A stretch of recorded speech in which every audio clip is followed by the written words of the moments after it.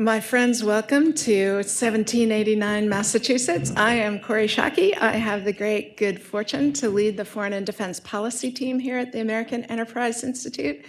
And because we are an institution whose organizing principles are defending human dignity, expanding economic opportunity, and making the world a freer and safer place, it is an especial privilege today to be able to host these four great advocates. I wasn't counting the captain of our ship, Dalibor. I apologize for that. These four great advocates of those principles. Ambassador Courtney has been ambassador to, Georgia, Belarus maybe, Kazakhstan, and he's also been the special assistant to the president for Russia, Ukraine, and Eurasia. He is also co-chair of the America 2025 effort, which is maybe a subject for another day. America 250. Thank you. Anniversary of the signing of the Declaration of Independence. It's something that Yuval Levin and our Social and Constitutional Studies program here has an enormous interest in. George Kondelaki is with SovLab, an effort in Georgia to help understand the totalitarian history in order to open up the space for policy discussions about the future. He's been a member of Georgia's parliament. He has been the head of Georgia's delegation to the NATO Parliamentary Assembly and is a great force for good. And also Congressman Mike Turner, friend of this institution, former mayor of Dayton, Ohio, member of Congress since 2002, chairman of the House Permanent Select Committee on Intelligence, as well as now on the Oversight Committee, and a longtime member of the NATO Parliamentary Assembly, and a great advocate for the transition to freedom and prosperity of states that did not have that luxury, especially not since 1945.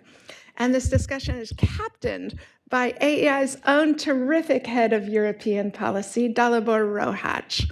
Dalibor, over to you, my friend. Corey, thank you so much for that kind introduction, and good afternoon, everybody, and warm welcome to everybody who's watching the live stream remotely. I'd like to start by saying how delighted I am to be hosting an event on Georgia here at AEI. Georgia is a country that is very close to my heart, as I suspect it is to the hearts of many of the attendees and participants here. However, obviously I would like to be hosting this event under somewhat less febrile and less uncertain circumstances. If there are two main drivers of this uncertainty that I'm talking about, it is first and foremost the topic of our discussion today, the upcoming parliamentary election, which does feel like a make or break existential moment for the country, one that will really determine Georgia's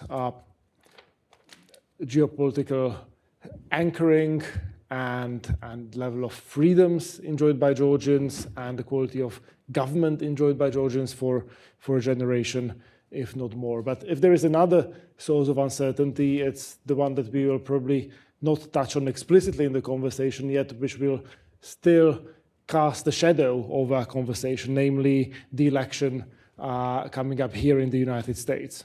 Again, I don't know who the next president is going to be or what the next administration's Georgia policy will be, but I think it's fair to say that Georgia, the country, was not a top issue in this year's presidential campaign.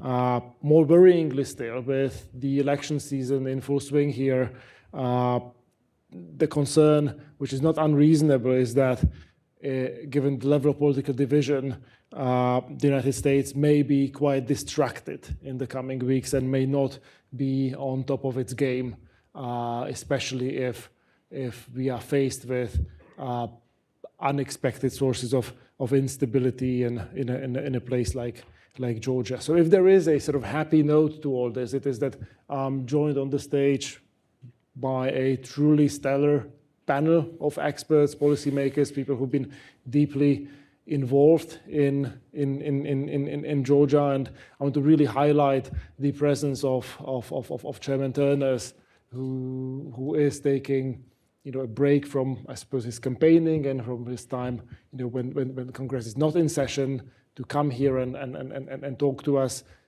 My understanding is that Congress will not reconvene until November 12th, so we really appreciate your willingness to sort of engage and discuss this important topic with us. The way I imagine organizing this panel is that we'll start by having a conversation between the four of us, and then we'll open it up to the audience for Q&A. In the interest of time and in the interest of preventing endless monologuing or disruption, what we'd like to do is to invite our participants to submit their questions online using either the hashtag AEI Georgia on Twitter or by emailing it to my colleague Catherine Camberg at the email address provided. So you can already start asking your questions now, and I'll get them on this little contraption next to me. Congressman, I want to start with you, if I may. Again, thank you so much for joining us. But I want to ask you a very basic question. So you clearly have been working a great deal on national security. You chair the Intelligence Committee. You're a friend of Georgia. You've been to the country many times, oftentimes on bipartisan congressional delegations. But you're also a member of the House from Ohio's 10th District. You go home a lot. I imagine you talk with your constituents. What would you tell somebody in Dayton, Ohio, who would ask you, about Georgia and why you're seemingly so obsessed with Georgia? Why does Georgia matter to the United States? Well, this really does go to, as you described it, this is the issue of freedom, democracy, and independence.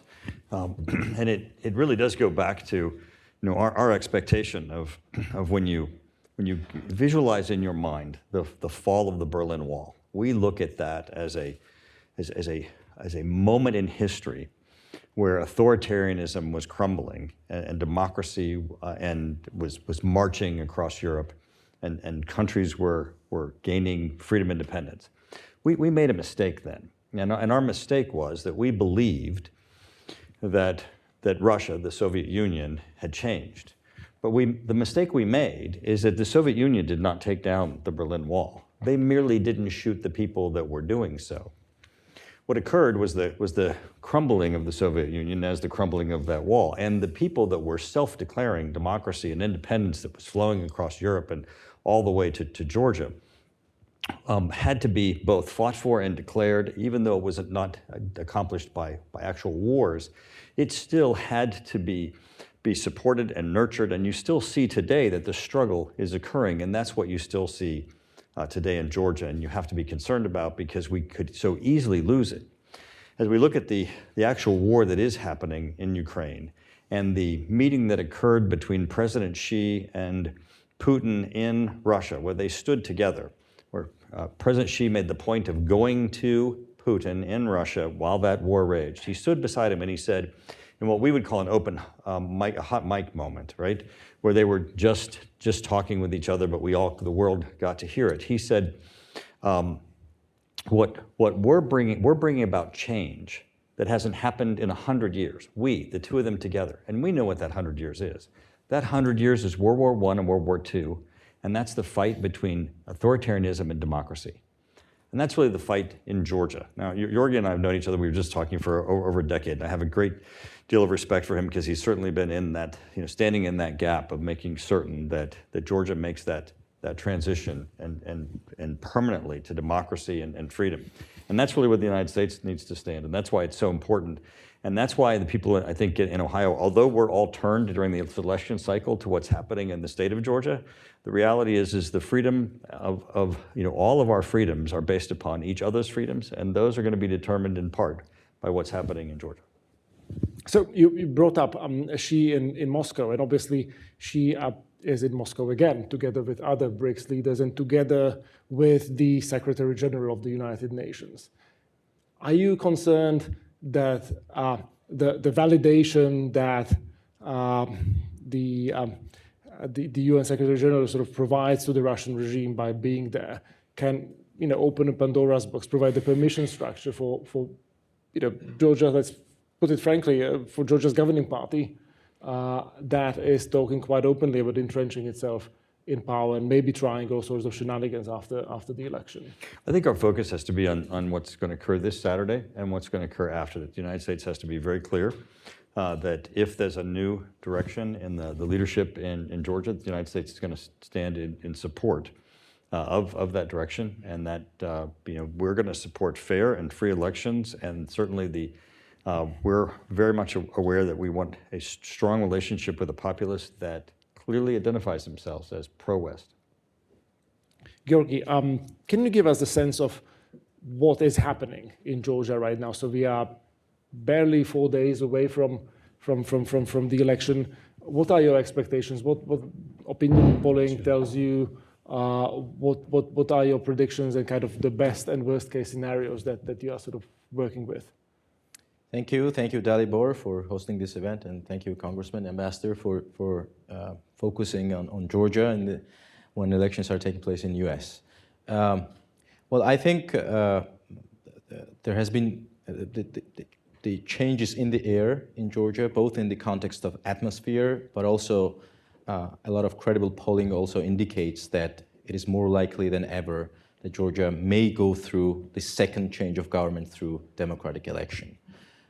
Now, the big question is whether the party in power, which has displayed alarming signs of definitive drift towards the Russian orbit, will accept that. And I think it's very important for various scenarios to be considered in this city. Also, while, of course, the U.S. establishment is focused on U.S. elections, obviously, as you mentioned and as Congressman mentioned, Georgian election matters. To the United States, it's not just another election in a faraway country where democracy may break down, and democracies have broken down in different historical cycles. Georgia matters to the United States because for a number of reasons. We have decades of important alliance relationship that cannot be just relinquished. So to speak. So Georgia is also, the bad case scenario means that Russia may score a major geopolitical victory in Georgia. That is a bad case scenario, which should also be considered. Now, that would be a calamity for the Georgian people, which, as it was mentioned, and as Congressman mentioned, remains resolutely pro-US and pro-Western, but that I also believe would be a blow to US interests. And so while there has been, let's say, fatigue with Georgian politics for understandable reasons in Washington, the geopolitical angle of what's going on there must not be forgotten. And finally, for the future, if things go the right way and Georgia is insulated from some of these instabilities by the virtue of NATO membership and closer alliance, but just by the virtue of geography, just look at the map. If there was a direct highway, there would be a 5-hour drive to Iran. And because of regional peculiarities, also, there cannot be a better ally for the United States in that region other than Georgia, which, of course, has a committed democratic government and is part of the community of Western nations. Ambassador, you served as ambassador to Georgia in the 1990s, and I was very young back then, but my sense, looking back at that era, is that this was a period when Georgia kind of seemed stuck politically and policy-wise, and then a few years later, it sort of surprised the entire world by making this enormous progress with economic reforms, kind of its reorientation towards the West, this massive coalescing of civil society. So we really have a sort of a huge variation in kind of policy outcomes and sort of political moments in Georgia's relatively short contemporary history. So when you look at this current election that's coming up, how is the current situation similar and different to moments we've experienced either in Georgia or in other parts of the so-called post-Soviet world that you sort of worked with and interacted with, and how well prepared are we in the United States and in the Western world for what may soon come? So throughout the former Soviet space, when governments are in power too long, they may start more reformist, such as Putin, and then go backward. That happened to Shevardnadze, it happened to Saakashvili, and it's now happened to Georgia Dream. So the real problem is governments, the lack of alternation in power, which is so essential for a democracy. What's different about this election is that never in the past, over 3 decades of Georgia's independence, has there been a government that's been so hostile to the West, that's taken such an anti-democratic and more pro-Russian,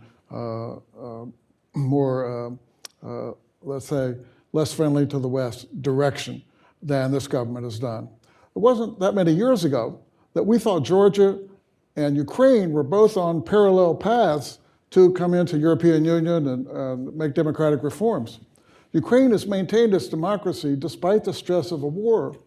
Georgia, on the other hand, without such a stress, has turned in a different direction. So for us in the West, we're going to have to take a look at the election, see how it goes.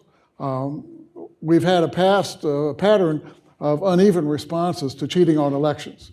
So for example, in Belarus in 2020, we imposed light sanctions. Azerbaijan, Uzbekistan have had crooked elections, no sanctions. But in the Orange Revolution in 2004 in Ukraine, in which Yanukovych was elected in the first 2 rounds of voting that were considered to be not free and fair, Secretary of State Colin Powell said that the U.S. did not regard those elections as legitimate. Well, are we going to see in the elections now on October 26th, are we going to see a Western reaction more akin to the ones to Belarus, Belarus, Azerbaijan, Uzbekistan, or more akin to the Orange Revolution? A lot of that depends on the Georgians themselves, depends on how much cheating was there. Do the people go into the streets as they did in the Orange Revolution to reject it? It'll depend on what Europe does, because Europe is really more important than we are, because Georgians want to be part of Europe, not part of the United States. So we'll take a look at all those factors. I suppose one unstated assumption in Georgi's earlier remarks was that if you sort of look at the state of public opinion in Georgia and the sort of power of different political blocs, a united opposition should be well on track to be able to form a new government after the election. Obviously, whether that happens or not kind of hinges on whether there is a peaceful, calm, normal transfer of power after the election. If I may turn to you, Chairman Turner, actually, with a twofold question on this, because I was watching these images over the weekend from Tbilisi with all these people with EU flags singing Ode to Joy, and it was greatly uplifting and moving. But at the same time, it sort of brought to me PTSD from 2014 in Kiev, when you had Ukrainians fighting and dying for European values, for lack of better term, and then Russia responding, snapping with the annexation of Crimea and invasion of the Donbass. Now, without revealing any classified intelligence that you might have access to, what do you think the Russians might have in store in response to a decisive victory by the opposition, a pro-Western turn of Georgia? I mean, publicly, it's obviously that they're not only they have a great interest, but they're obviously attempting to influence, and they're there. And by the way, the ambassador has a great product from RAND in June, I think, of this year, setting out of Georgia the history. That is a great read if people want additional information. I was just in Georgia with Senator Shaheen in August, and we were there for the purposes of doing a bipartisan, bicameral trip to state, we're there for fair and free elections and for a strong U.S. Relationship, and looking to the government for what do they see as their responsibility, what could they do to help rekindle that relationship. And we were kind of taken aback. The Prime Minister had nothing to add as to what he saw that could be contributed to a better relationship. So I think there really is a headwind that is different than what the populace is seeing. And again, this is not about sphere of influence. I mean, we're not looking at Georgia as we want it in the West's influence or the US's influence, as Russia sees it or as China sees it. We want freedom and independence, and people to be able to have that which they can seek by joining the West and by joining NATO. Russia's and China's goals are that people, as they've made clear, be in that authoritarian sphere, and that, of course, is contrary to the people seeking their own independence. So on that note, what would you propose to your colleagues in Congress and to the administration, which by that point might be a sort of lame duck administration, to do if Georgian Dream and or Russians try to pull off all sorts of shenanigans to entrench Georgian Dream in power, despite the wishes of the Georgian people? What is it that you would like, those Georgian Dream potentates to think about right now as they are contemplating their options? Well, first of all, I think that it's important for the United States government to pay attention right now. When this election happens Saturday, if there should be a change, the United States should make it clear that a smooth transition to power needs to occur, and the United States will be paying attention, and that we will be active. Right now, Russia's a little busy, and so busy that they're looking for other people to try to help them with just what they're trying to accomplish in their own sphere. They don't have the ability to throw out a whole bunch of other activities. In this, if this is the free, fair elections and the outcome of the goals and objectives of the Georgian people, the United States and the EU and our NATO allies need to stand behind them and support that open and fair transition. If we are silent and we are not active, we could see it fall into chaos or something that benefits those, including Russia, who would want to subvert it. Georgi, I see you're sporting your Slava Ukraini pin, and I commend you for that. And one of the things that you see everywhere in Tbilisi are Ukrainian flags. I wonder if you have any thoughts on how what is happening in Ukraine is connected to what might happen in Georgia this coming Saturday, and perhaps to sort of broaden the question even further, what are the parallels and differences between the referendum and the election that we just saw in Moldova this past weekend, and the massive interference from the side of Russia and the sort of phenomena that you observe in Georgia these days? Thank you. Maybe I'll start with Moldova.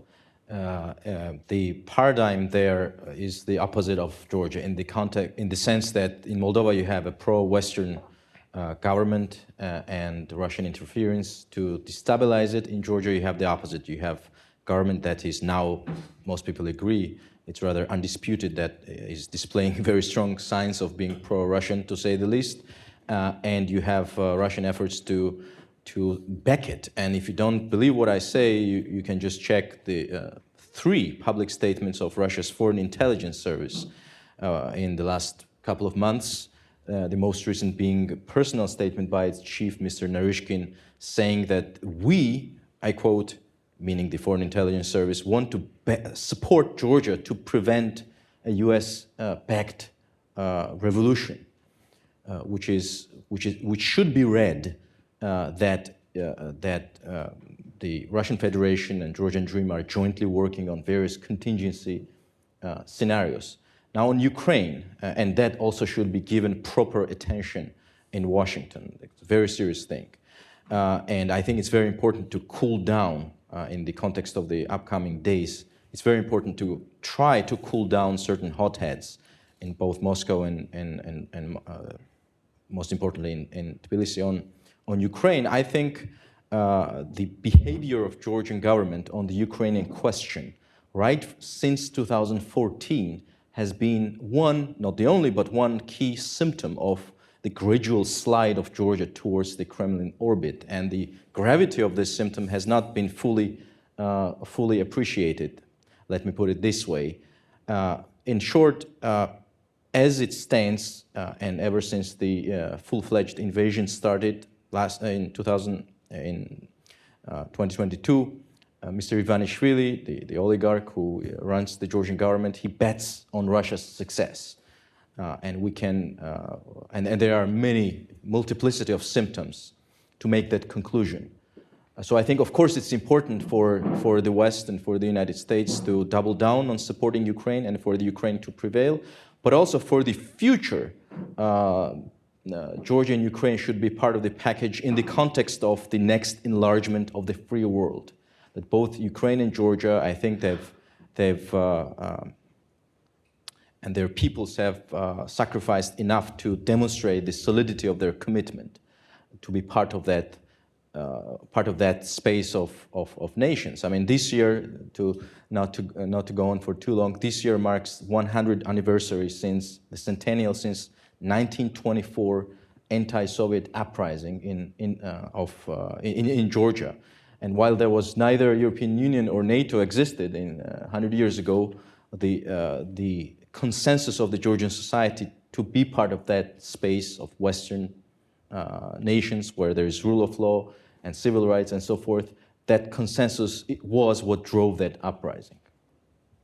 So assuming that consensus prevails in some meaningful sense this weekend, and yet the Georgian dream will still try to steer the country towards Russia. Ambassador, what would you advise, if you were in the position to advise Secretary Blinken, what would you tell him to do in response? What are the sort of menu of policy options that you think the administration should deploy, given the time constraints and the sort of political situation on this side of the Atlantic? And do you expect them to behave roughly, in alignment with the advice you would have provided? So Chairman Turner is correct that we should react quickly to that election. There should not be long delay. The factors that will describe what we do in part depend much on Europe. Again, as I mentioned, it will depend in part on areas where we do have some cooperation with Georgia on counterterrorism, law enforcement, and stemming the flow of illicit military technology to Russia. But other factors such as the hostile relationship and the anti-democratic turn. So there are a complex of factors that will affect how Europe and the United States react, but it's important that reaction be soon and that it be pretty forthright. And I don't think anybody in the West expects a free and fair election, certainly based on the administrative measures that Transparency International outlined. They're off to a bad start. And then Mr. Ivanishvili has said that after the elections, in which he seems to assume that a constitutional majority will be obtained, which probably can only be obtained through large-scale theft, he said that the opposition will be eliminated at any cost, and he's called for Georgian Nuremberg trials of the opposition. That's pretty scary. I mean, we haven't seen Lukashenko talk like that. It is pretty scary. I mean, there was also rhetoric coming from the same political party calling for basically abolishing the currently existing opposition parties. Now, your answer mentioned the sort of imperative of acting quickly and Europe in one sentence. And there is a degree of tension between those two things, at least in my mind. So when you go back to the most recent Belarusian election that was stolen, it took the EU over a month to roll out its package of sanctions against the Lukashenko regime, because I think Cyprus was holding it up because of some unrelated dispute with Turkey. So do you have the confidence that the EU will do better this time? Yes. The Europeans have been pretty strong in what they've said. The EU ambassador and the US ambassador and Tbilisi say pretty much the same thing. There's a lot of anger. I think there is some buyer's remorse in the European Union that accession was granted to Georgia despite the current government's attitude. Candidate status. Candidate status. So we're probably likely to see the US and the European Union and Great Britain all move fairly quickly and pretty much together. Chairman Turner, you sort of alluded to what seems to be a sort of bipartisan consensus in this town on the importance of having Georgians exercise the freedom to choose their government, choose their geopolitical alignment, and have a government that they sort of democratically choose. Yet, I mean, there are a few areas of strong bipartisan consensus in American politics these days. And on foreign policy in particular, there seems to be a kind of divergence between voices like yours, I suppose, that would sort of align with some form of sort of core values-based sort of beliefs of this sort, and people who, including in the GOP, who would say that in the world that we inhabit, the United States doesn't have the same degree of sort of freedom of action, and therefore we have to prioritize certain regions of the world at the expense of others. That everything that we do has to be driven by our overriding concern about China's rise and containing that rise of China, and that perhaps remote little countries such as Georgia, Moldova, just have to be put on the back burner for a while. Do you agree with that view? And where does Georgia fit into your understanding of the China challenge that the United States faces? Well, first off, yes, of course I disagree. On a number of levels, one of which, of course, is the premise. So this is not a small little corner of the world. This is a very important one. And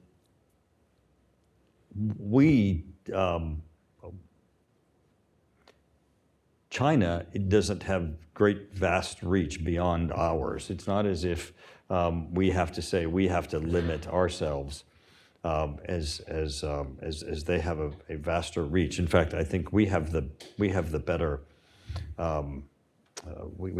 marketing in that people understand that this is about their freedom, their independence.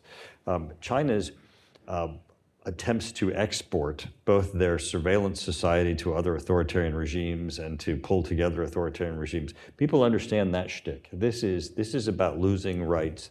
This is not about independence and self-determination. The thing is that we just have to stay committed to it. So many times we waffle and we fail to go to the end game of what's necessary to deliver. And I think in part, Georgi has spoken, I think, very passionately of the waning at times of U.S. policy. Where are we? I think we just have to be consistent, and we have to be active, and we have to be at the table. And this is one where this is a turning point for Georgia, and so that it's that much more important that we be there and we be committed. When it comes to issues where, especially where where authoritarian regimes have been and have contracted, and democracy and freedom have broken out and are trying to still take hold, there is no greater voice in the world than ours. Georgi, in the wake of Russia's full-scale invasion of Ukraine, the EU has taken the unprecedented step, both in its sort of reach and its speed, to grant candidacy status to Ukraine, Moldova, and Georgia. Obviously, Georgia's accession talks have been suspended because of the behavior of the Georgian Dream government. But my intuitive sense is that for the EU accession process to do its magic in Georgia the way it did in Central and Eastern Europe decade and a half earlier, or 2 decades earlier, it has to go hand in hand with tangible security guarantees, with the sort of framework of security for these countries. Yet you have Russian tanks, Russian troops on your territory, as does Moldova, as does Ukraine. And taking a sort of longer-term perspective, it seems fanciful to think that anything else than NATO membership for these 3 countries can provide a durable security framework for this part of the world. How likely is it that Georgia will be a NATO member in our lifetimes? Well, thank you for this question. I tried to imply that already in my previous intervention. of course, NATO membership, and Georgia had, by the way, a referendum on this question in 2008, in January 2008. Yes, 20% of Georgia is occupied, but there are ways to secure membership for Georgia even before the occupation. I think the way the Georgian government, the fact that Georgian government has de facto relinquished the NATO membership as a policy priority in itself had been one of the overlooked symptoms of Georgia's foreign policy erosion. But I think it is without doubt that NATO membership is something for the new government, if and when the democratic change happens, to bring it back on the table.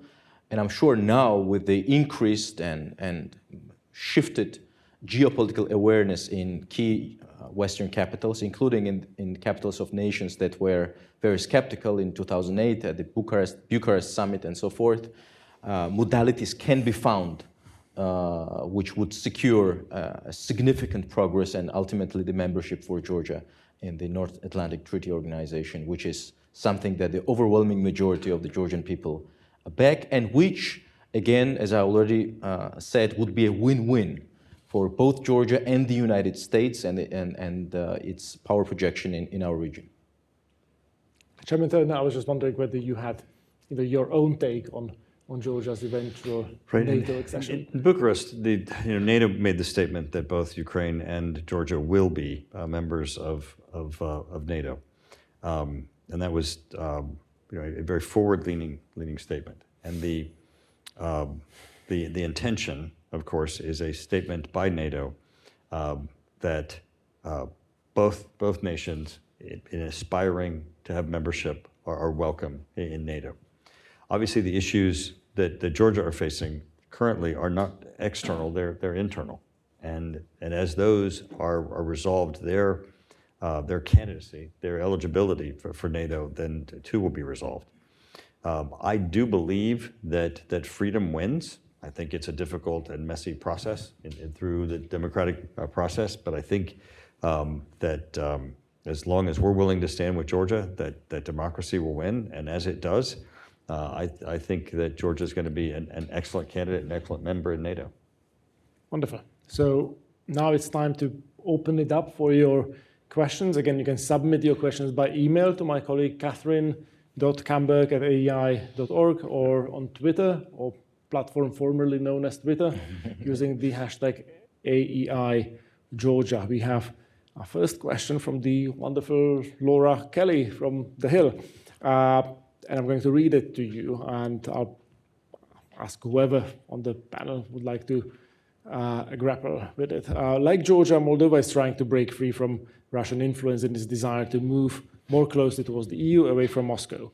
Much of the narratives in Georgia against EU integration played out during Moldova's election, where the EU referendum passed by a margin of 13,600 votes, largely from the diaspora votes from Europe. What does this result say about the challenge facing the US and Europe to aid democracies to combat Russian interference, where the battle is not over yet, with Moldova's presidential runoff on November the 3rd, and in Georgia, where the Georgian dream stands a good chance of actually succeeding in these elections? Should we go from the far right? Okay, sure. So Moldova, unlike Georgia, for example, has had a substantial communist influence in the period of independence. So this has been tougher for Moldova in some ways than Georgia. Georgia's been more unified. Over 80% of Georgians want to take a pro-European path. So the shift in Moldova has been a bit more recent, and as we see in this election, it's a closer call. So it's going to take time to see how Moldova evolves, but being on the border of European Union members is probably going to have a strong influence on Georgia's future. On Moldova's future. Yeah, I think it reminds us, well, since Moldova has pro-Western government and still the Russian interference has been able to make that significant impact. It reminds us of the risks for the Georgian elections and the impact Russian interference can make when you have the government that is essentially pro-Russian today. But it also reminds us of the importance for the U.S. to draw lessons from the past and to draw lessons from the gradual drift of Georgia towards the Russian orbit in the last few years. Or in other words, that not exercising legitimate leverages to halt that process or reverse this process, which is what Georgian people want, has been probably not the best policy, or doing nothing sometimes is not the wisest policy, because when Georgian Dream government crossed one red line after another in the context of enabling Russian influence, the fact that the political guidance from the Georgian file more or less disappeared in Washington has turned out to be, unfortunately, an enabler for the growth of Russian influence. And Georgia has been brought to the brink, or the Russian influence has reached the extent in Georgia which was unimaginable, and it's really a serious blow to the investment that both Georgian people and the United States have made in this relationship over the decades. Chairman, if you'd like to weigh in. My advice would be take the win, and the West needs to work both with Moldova and Georgia on win the future. Wonderful. Georgi, you touched on this a little bit when you mentioned Georgia's proximity to Iran, but I wonder if you could sort of expand a little bit on what it is about Georgia's geography more broadly that makes it an important asset for the United States and the Western alliance more broadly, whether it's in the context of our competition with China, whether it's in the context of our concerns about the Middle East and Iran's role. If you could sort of highlight the sort of three most important bullet points about why Georgia truly matters, even in the sort of crudest, narrowest, sort of realist sense of the term. All right, let's consider both bad case and good case scenarios. In a bad case scenario, if Russia scores a major geopolitical victory in Georgia, that's, as I said, a calamity for the Georgian people, but it's a serious blow to Western and US interests in that region. By definition, in such case, the Armenian project or the efforts of the Armenian government and the society to gravitate towards the Western space, this whole project would be closed because Armenia would be isolated. In a good case scenario, of course, if you have a committed, democratically elected, committed democratic government in Georgia, and Georgia is being brought into the Western institutions, then of course, by the virtue of geography, but also regional political peculiarities, by definition, the United States cannot have a more committed and reliable ally in that part of the world than Georgia. And I think, again, that scenario would be a win-win for both Georgia and the United States and NATO alliance. So I saw Corey's hand up, and because Corey is my boss and because I'm generally eager to please people, I'm like a Labrador retriever in that sense, I'm going to break the rule that I myself instituted and let her ask her question in person, with or without the mic. Thank you. When performance reviews come around, this will be remembered. So I want to underscore a really important point that Turner made, which is that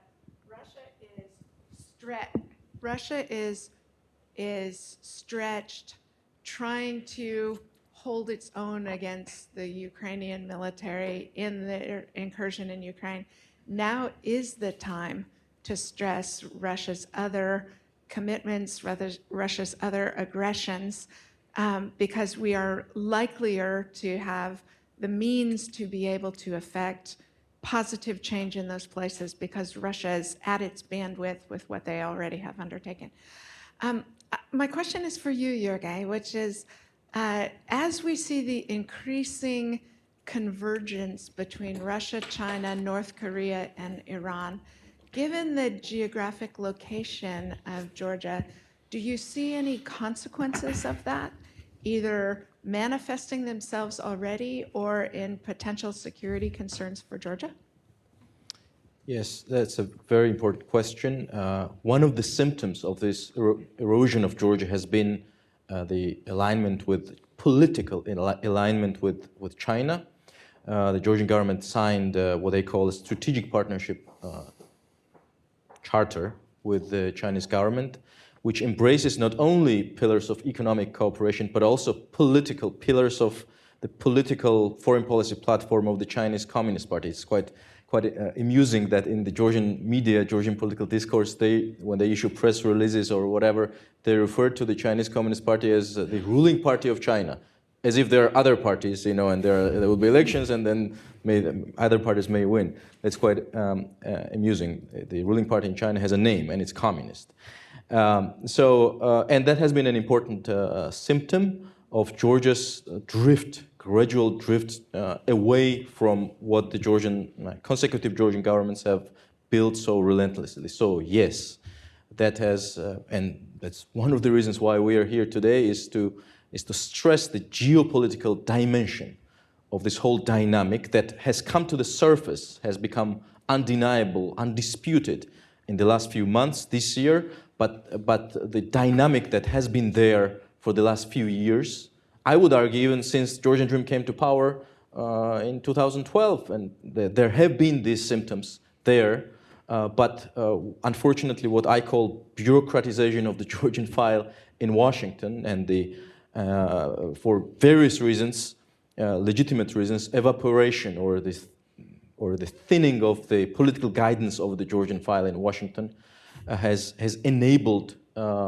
this drift, so to speak. The bureaucracy has acted without much political guidance, and it turned out to be an enabler of the Russian influence in Georgia, with the U.S. being 2 or 3 steps behind the reality on the ground in this particular context. I mean, this term bureaucratization of the Georgian file, I think, is very important because there is a obvious parallel between what you're describing and the EU's long-standing approach to the enlargement process as it played out, especially in the Western Balkans, where you had countries that were nominally promised accession talks and progress towards future membership without really much of a political commitment on the side of the existing EU member states to deliver on that front. And the whole affair was sort of left in the hands of the European Commission, which, for all its efforts, couldn't really make things happen. And I think in both contexts, political leadership is important. I think sort of selling this to including to your constituents back in Dayton, I think is so crucial to make change happen. The Dayton Peace Accords, for example, were in my community. So it's interesting you mentioned the Balkans. So you got to watch both U.S. policy and the EU policy shift from a mentorship program to as you were saying, this oversight program of someone with a clipboard and waiting for boxes to be checkmarked, instead of how do I help you and how do I nurture and how do I build democratic institutions, to just as inspectors looking, have you done it yet? Which we can't be dispassionate and disconnected and be the champions of democracy and expect on its own that it's going to be able to be achieved. So I have a question from John Soliday, and I'll address it to the ambassador. Is trade policy a lever that the collective West, the EU, United States, can use in its interactions with Georgia? If so, how? Trade policy is something that's particularly important for European Union, because most of the trade, for example, that comes out of Georgian ports really goes in the Black Sea, Mediterranean Sea, to ports in Europe or North Africa or something. Very little of it goes to the United States. Often in the past, some Georgians have said, well, it would be helpful if Georgia and the U.S. negotiated a free trade agreement. Well, in the abstract, that's yes, but the U.S. Special Trade Representative has priorities that typically involve countries that trade a lot more with the United States. So we just have to keep in perspective the relative roles. For example, the Middle Corridor, as it's called. Middle Corridor has a lot of economic implications for Europe. There's a lot less for the United States. So we and the Europeans can act in parallel, complementary ways, but we do have somewhat different interests and capabilities in that region. Still on the trade note, Chairman, if I may ask you, Georgia is among those countries that have played a role in in helping Russia get around the existing sanctions regime. So you look at it, so trade statistics, exports from various European countries to Georgia, orders of magnitude larger than before the full-scale invasion. You've done these trips to Georgia, including with Senator Shaheen. How do Georgians, including the current government, respond when you bring up this concern? And have you seen it really? Have you really seen them sort of engage it in a sort of good faith, constructive fashion? No, obviously we raised it, but it was in a context of a number of things, including the upcoming election itself. And on the issue of trade, I think the ambassador gave it a great characterization because they are sort of in a different neighborhood than us. And I think Europe really does have a greater leadership in that regard. Georgi, I have a question from Ben Scheffner at the National Endowment for Democracy on the operating environment on the ground for opposition candidates and activists. So we saw the Russian-style foreign agents law enacted. So what does it mean in practice to be an opposition or candidate or activist in Georgia these days? I mean, how free and unobstructed is the campaigning? How violent things get? Have you yourself felt physically threatened at any point? Just give us a sense of the texture on the ground, if you will. Thanks. To make it clear, I'm not running for Parliament this time. But yes, it's quite an exceptional campaign by the world standards, because, I mean, how many campaigns can you recall in which the election promise of government is to ban opposition? It's just amazing. Of course, what overshadows this campaign, amongst others, is this campaign of violence, the state-organized violence this spring when we had demonstrations against the Russian-backed and inspired foreign agent law, when you had violence not only at the demonstrations, and there too has been no effective investigation, but also tracking down opposition or civil society leaders outside their home and just beating them up. And that has been something that has significantly poisoned the campaign, in addition to the pressure and intimidation and the abuse of the administrative resource, as the ambassador has already mentioned. Well, all of that in package. So this violence, I mean, we know that there are these groups of wrestlers and state-organized thugs that were already employed, and this is a significant thing, and it's very good that the United States government sanctioned several Georgian police officers for orchestrating this campaign of violence. But I think, and it played a positive role in cooling down some enthusiasm for that. But again, the exercising of legitimate U.S. influence through imposing sanctions on some of these troublemakers and people who push Russian influence remains something that is still very effective and actually impacts the situation on the ground.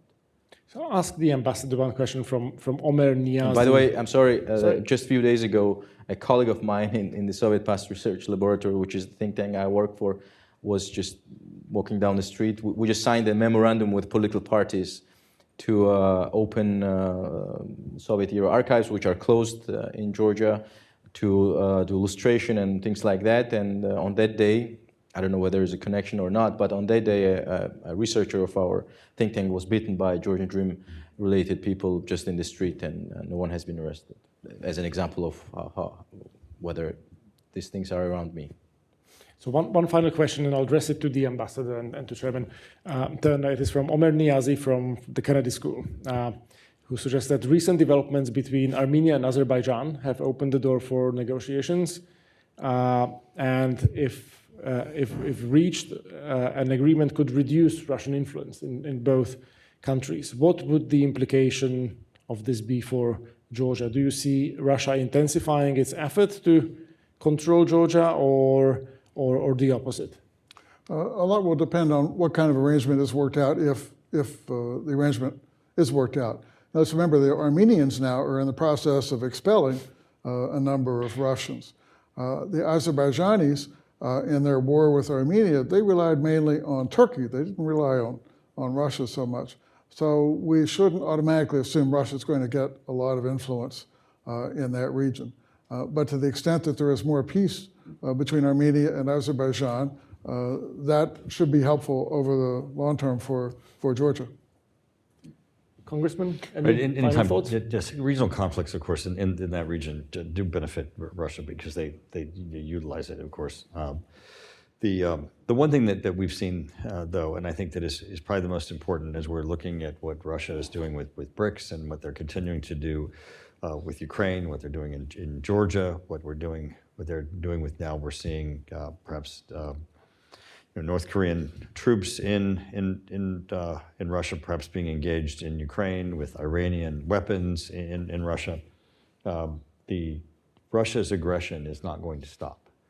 This is not a limited engagement by Russia. This is not just a regional conflict or regional interest.